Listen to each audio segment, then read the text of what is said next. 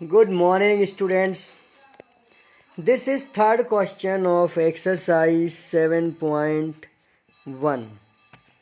And third question says, if AD means this AD side and BC are equal in this shape, then AD and BC both are perpendicular on AB. Perpendicular means this joining angle is 90 degree. Then show that CD bisect AB. CD, this line bisect AB. It means OA is equal to OB. This we have to show. तो मैं आपको इस question के लिए बड़े आसान से करने का एक तरीका बताने वाला हूँ.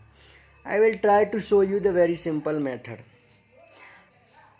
Without using RHS we have to solve it because OC and OD not equal, nothing is given about it. इसके बारे में कुछ दिया नहीं है तो हाइपोटेन्यूज यूज नहीं होगा. तो आप देखो in triangle OBC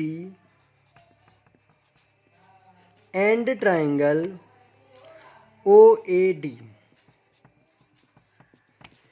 first of all we have to write it.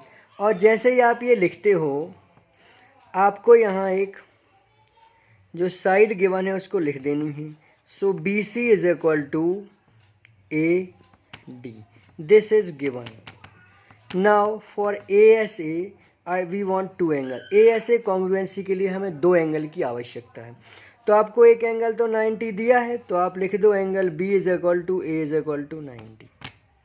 अब अगर एक एंगल और मिल जाए तो हम एंगल साइड लगा सकते हैं. तो आप देखो ये वाला एंगल वर्टिकली ऑपोजिट है तो angle side can be utilised. तो लिख दो आप angle AOD equal to angle BOC and mention here vertically opposite angle. As they are equal, triangle OBC is congruent to triangle OAD by angle side. ASA or AAS are very similar congruency criteria, so do not be confused regarding it. और अब जब ये दोनों के दोनों congruent हो गए हैं तो आप लिख सकते हो कि OB is equal to OA by CP CT. और इसी का मतलब है कि CD is bisecting to BA. तो ये हो गया. अब ये इसका solution very simple. Now second and the next question that is fourth question. आप फोर्थ क्वेश्चन को देखोगे तो fourth question is saying if these two sides L और M are parallel. तो for fourth they have given you right given that L is parallel to M. So I have written. Then we have to show ABC means this triangle ABC is congruent to this triangle ADC. इन दोनों को congruent proof करना है.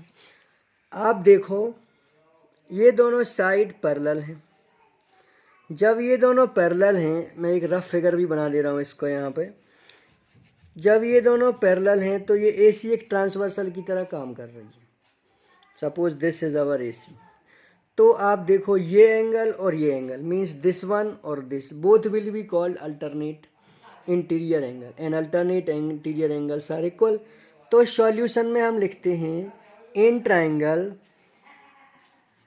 ABC and triangle CDA में आप लिखो angle DAC equal to angle ACB. लिख दिया हमने यहाँ पे. ये क्या है? अल्टरनेट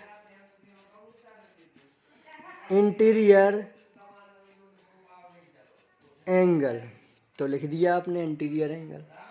अब इसके बाद आप देखो ये साइड जो है दोनों में कॉमन है AC, इस वाले ट्रायंगल में भी और उस वाले में भी.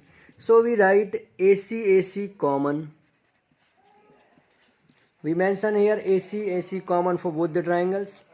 After that you can see here this angle in the figure is also equal to this angle, same alternate interior angle, because PQ is P and Q are also parallel.